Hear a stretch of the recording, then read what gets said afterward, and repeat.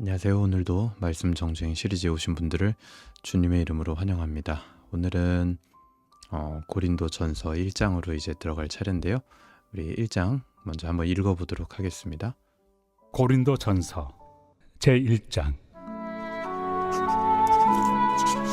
하나님의 뜻을 따라 그리스도 예수의 사도로 부르심을 받은 바울과 형제 소스데네는 고린도에 있는 하나님의 교회 곧 그리스도 예수 안에서 거룩하여 지고 성도라 부르심을 받은 자들과 또 각처에서 우리의 주 곧 그들과 우리의 주 되신 예수 그리스도의 이름을 부르는 모든 자들에게 하나님 우리 아버지와 주 예수 그리스도로부터 은혜와 평강이 있기를 원하노라. 그리스도 예수 안에서 너희에게 주신 하나님의 은혜로 말미암아 내가 너희를 위하여 항상 하나님께 감사하노니 이는 너희가 그 안에서 모든 일 곧 모든 언병과 모든 지식의 풍족함으로 그리스도의 증거가 너희 중에 견고하게 되어 너희가 모든 은사에 부족함이 없이 우리 주 예수 그리스도의 나타나심을 기다림이라. 주께서 너희를 우리 주 예수 그리스도의 날에 책망할 것이 없는 자로 끝까지 견고하게 하시리라. 너희를 불러 그의 아들 예수 그리스도 우리 주와 더불어 교제하게 하시는 하나님은 믿부시도다. 형제들아, 내가 우리 주 예수 그리스도의 이름으로 너희를 권하노니 모두가 같은 말을 하고 너희 가운데 분쟁이 없이 같은 마음과 같은 뜻으로 온전히 합하라. 내 형제들아, 근로의 지편으로 너희에 대한 말이 내게 들리니 곧 너희 가운데 분쟁이 있다는 것이라. 내가 이것을 말하거니와 너희가 각각 이르되 나는 바울에게, 나는 아볼레에게, 나는 게바에게, 나는 그리스도에게 속한 자라 한다는 것이니 그리스도께서 어찌 나뉘었느냐? 바울이 너희를 위하여 십자가에 못 박혔으며 바울의 이름으로 너희가 세례를 받았느냐? 나는 그리스도와 가이오 외에는 너희 중 아무에게도 내가 세례를 베풀지 아니한 것을 감사하노니 이는 아무도 나의 이름으로 세례를 받았다 말하지 못하게 하려 함이라. 내가 또한 스데바나 집 사람에게 세례를 베풀었고 그 외에는 다른 누구에게 세례를 베풀었는지 알지 못하노라. 그리스도께서 나를 보내심은 세례를 베풀게 하려 하심이 아니요 오직 복음을 전하게 하려 하심이로되 말의 지혜로 하지 아니함은 그리스도의 십자가가 헛되지 않게 하려 함이라. 십자가의 도가 멸망하는 자들에게는 미련한 것이요 구원을 받는 우리에게는 하나님의 능력이라. 기록된 바 내가 지혜 있는 자들의 지혜를 멸하고 총명한 자들의 총명을 폐하리라 하였으니 지혜 있는 자가 어디 있느냐? 선비가 어디 있느냐? 이 세대의 변론가가 어디 있느냐? 하나님께서 이 세상의 지혜를 미련하게 하신 것이 아니냐? 하나님의 지혜에 있어서는 이 세상이 자기 지혜로 하나님을 알지 못하므로 하나님께서 전도에 미련한 것으로 믿는 자들을 구원하시기를 기뻐하셨도다. 유대인은 표적을 구하고 헬라인은 지혜를 찾으나 우리는 십자가에 못 박힌 그리스도를 전하니 유대인에게는 거리끼는 것이요 이방인에게는 미련한 것이로되 오직 부르심을 받은 자들에게는 유대인이나 헬라인이나 그리스도는 하나님의 능력이요 하나님의 지혜니라. 하나님의 어리석음이 사람보다 지혜롭고 하나님의 약하심이 사람보다 강하니라. 형제들아, 너희를 부르심을 보라. 육체를 따라 지혜로운 자가 많지 아니하며 능한 자가 많지 아니하며 문벌 좋은 자가 많지 아니하도다. 그러나 하나님께서 세상의 미련한 것들을 택하사 지혜 있는 자들을 부끄럽게 하려 하시고 세상의 약한 것들을 택하사 강한 것들을 부끄럽게 하려 하시며 하나님께서 세상의 천한 것들과 멸시받는 것들과 없는 것들을 택하사 있는 것들을 폐하려 하시나니 이는 아무 육체도 하나님 앞에서 자랑하지 못하게 하려 하심이라. 너희는 하나님으로부터 나서 그리스도 예수 안에 있고 예수는 하나님으로부터 나와서 우리에게 지혜와 의로움과 거룩함과 구원함이 되셨으니 기록된 바 자랑하는 자는 주 안에서 자랑하라 함과 같게 하려 함이라. 아멘. 우리 고린도전서 1장 오늘 한번 읽어봤습니다. 지난 시간에 개관을 하면서 이제 1, 2, 3절에 나와 있는 인사말을 우리가 잠깐 봤기 때문에 오늘은 4절부터 이제 바울이 고린도 교회의 문제를 차근차근 하나하나 해결해 나가는 것을 우리가 좀 보면 좋을 것 같아요. 먼저 이제 4절부터 이 고린도 교회가 어떤 교회였는지 잘 나타내는 말이 등장을 하는데 그게 5절입니다. 이는 너희가 그 안에서 모든 일, 곧 모든 언변과 모든 지식의 풍족함으로. 그러니까 고린도 교인들은요, 말 잘하고 아는 거 많은 사람들이었어요. 꽤 괜찮은 사람들이었던 거죠. 그리고 밑에 보니까 7절에 너희가 모든 은사의 부족함 없이 우리 주 예수 그리스도의 나타나심을 기다림이라. 은사도 부족함이 없었던 것 같습니다. 그러니까 괜찮은 교회요. 말 잘하죠. 지식이 풍족하죠. 은사도 부족함 없었죠. 그런데 이런 교회에도 문제는 있었다라는 겁니다. 여러분 어때요? 충격입니까? 아니면 위로가 되십니까?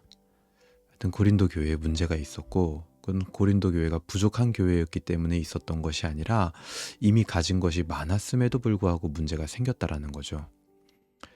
이 고린도 교회의 분쟁 소식을 바울이 듣게 되었을 때 바울은 가장 첫 번째로 무엇을 권면하냐면 너무나 당연한 거지만 10절에 이렇게 말합니다. 우리 주 예수 그리스도의 이름으로 너희를 권하노니 모두 같은 말을 하고 너희 가운데 분쟁이 없이 같은 마음과 같은 뜻으로 온전히 합하라 이렇게 얘기를 해요. 뭐 당연한 말이죠. 어떻게 보면은 분쟁 없이 같은 마음 같은 뜻으로 합해져라. 그러니까 교회는요 당연히 합해져야 됩니다. 그게 교회의 본질이에요. 오히려 교회가 나뉘어졌다? 그게 이상한 겁니다. 그러니까 나뉘어져 있는 교회, 나눠진 교회, 분열된 교회, 이 말 자체가 굉장히 모순이에요. 모순. 교회는 분열될 수 없는 겁니다. 그래서 바울은 합하라 이렇게 얘기를 하는 거죠. 11절 내 형제들아 글로에의 지편으로 너희에 대한 말이 내게 들리니 너희 가운데 분쟁이 있다는 것이다. 그래서 고린도 교회의 소식을 바울이 듣게 됩니다. 첫 번째 문제가 이제 뭐냐면 분열이 고린도 교회에 있었다라는 거예요. 이런 식으로요. 12절 내가 이것을 말하거니와 너희가 각각 이르되 나는 바울에게, 나는 아볼로에게, 나는 게바에게, 나는 그리스도에게 속한 자다 하면서 이런 식으로 고린도 교회 안에 문제가 있었대요. 근데 이때 이제 우리가 집중해야 될 건 뭘까요? 바울이 어떻게 문제를 해결하는지를 봐야겠죠. 바울은요 인간적인 말로 설득하지 않습니다. 13절에서 14절 보세요. 그리스도께서 어찌 나뉘었느냐? 바울이 너희를 위하여 십자가에 못 박혔으며 바울의 이름으로 너희가 세례를 받았느냐? 나는 그리스도와 가이오 외에는 너희 중 아무에게도 내가 세례를 베풀지 아니한 것을 감사한다. 바울은요 철저하게 자신을 낮추고 그리스도를 높임으로써 문제 해결을 접근합니다. 그리고 15절에 보면요. 이는 아무도 나의 이름으로 세례를 받았다 말하지 못하게 하려 함이라. 바울이 애시당초 자기를 높이고 뭔가 자기의 이름을 남기고 그렇게 하지 않으려고 했던 의도가 애초에 고린도 교회에서 사역할 때 있었던 거예요.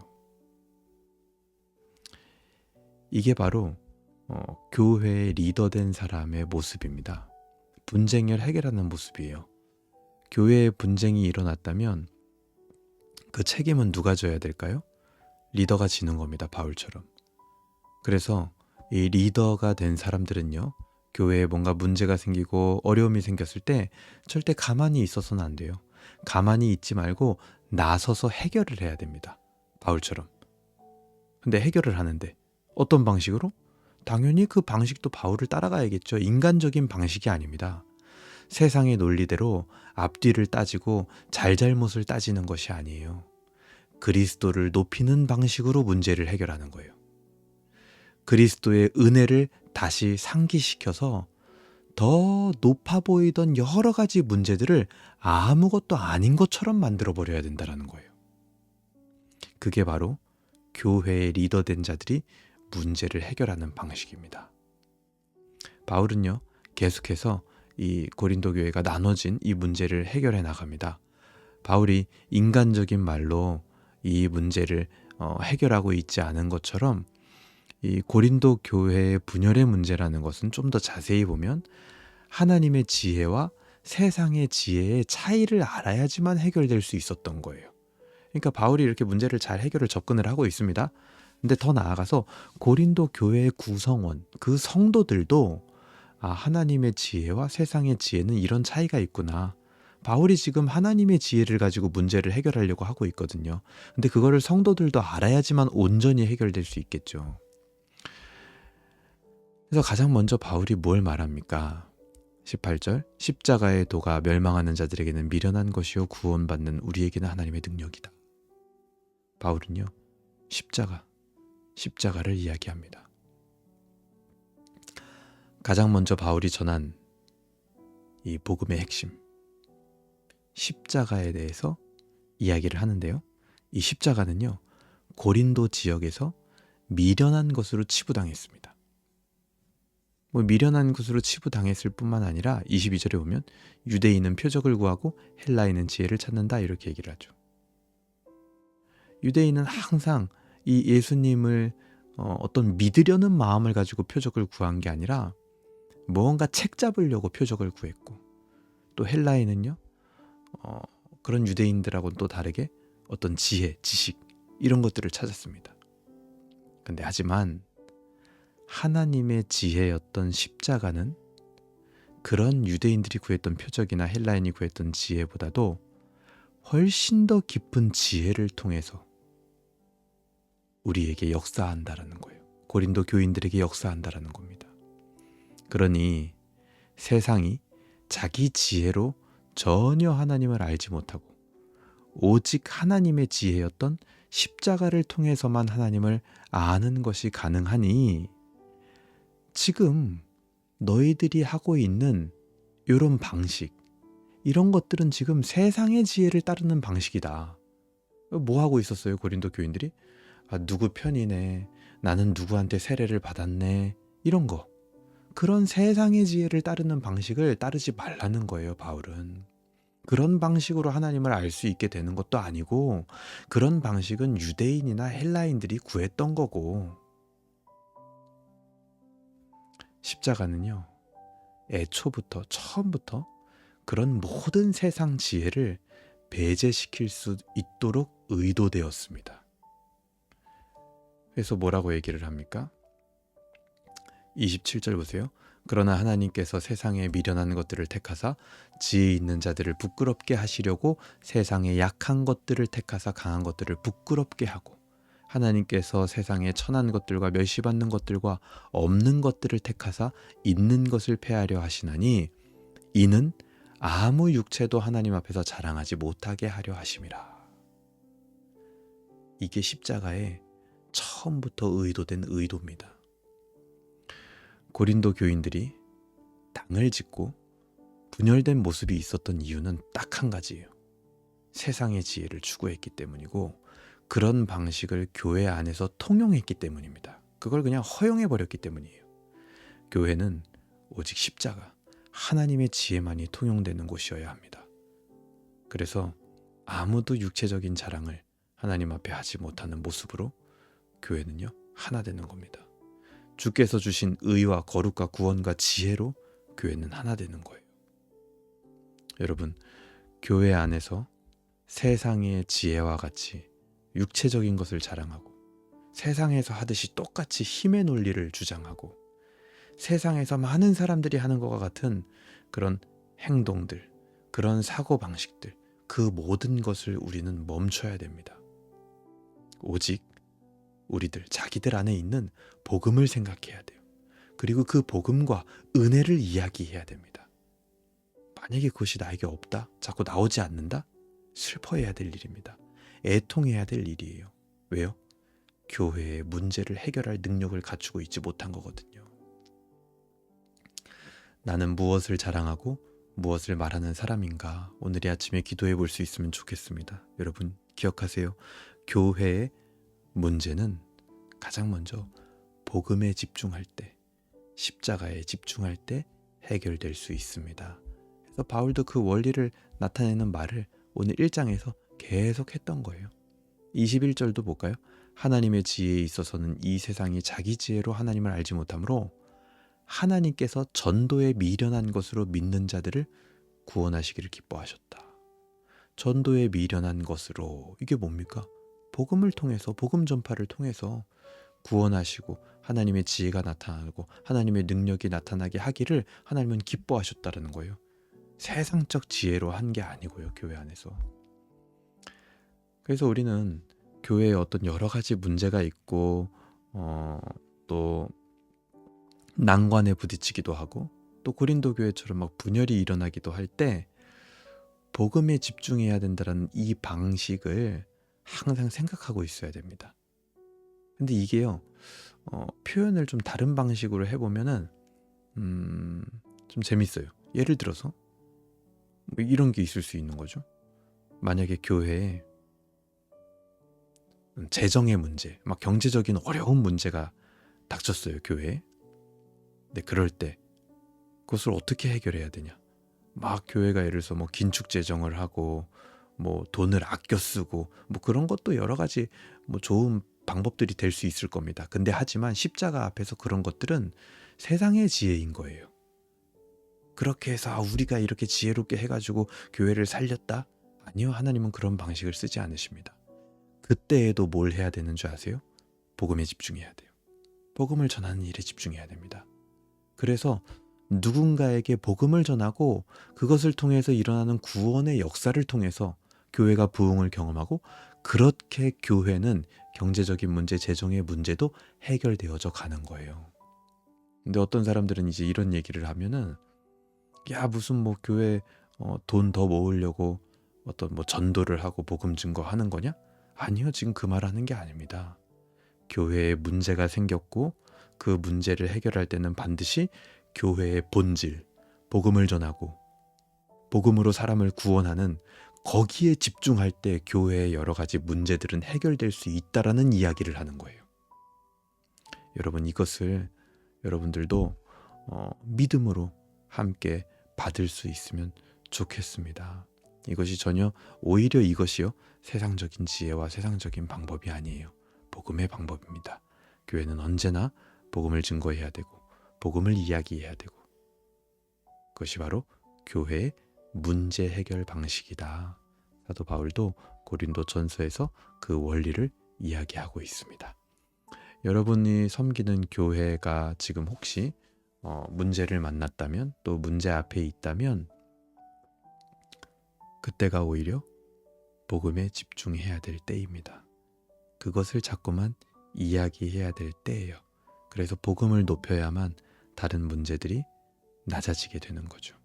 그 원리를 기억하며 또 그 원리가 우리 개인의 삶 속에서도 잘 적용되고 드러날 수 있도록 오늘 이 아침에 기도할 수 있으면 좋겠습니다. 기도하겠습니다. 하나님 아버지, 감사합니다. 고린도전서 1장 말씀 통하여 교회에 문제가 생겼을 때, 또 성전된 우리의 인생 가운데 문제가 생겼을 때 그것을 해결하는 방식, 하나님의 지혜는 바로 십자가, 복음을 전하는 것임을 다시 한번 깨닫게 됩니다. 하나님, 그 안에 놀라운 원리들이 담겨져 있다는 사실을 우리로 하여금 잊지 않게 하여 주시고, 우리 안에 혹시라도 우리 개인의 삶이나 교회 안에 세상적 지혜와 방식으로 문제를 해결하려 했던 모습들이 있다면 그 모든 것들을 이제 멈추게 하여 주시옵소서. 그래서 오로지 하나님의 지혜, 십자가로, 복음으로 문제를 해결하는 것을 경험케 하여 주시옵소서. 감사드리며 예수님의 이름으로 기도합니다. 아멘. 네, 오늘도 같이 묵상할 수 있어서 너무나 감사했고요. 오늘도 하나님 아버지 앞에 행복하고 즐거운 하루, 하나님께 영광 돌리는 하루 되시길 바랍니다. 감사합니다.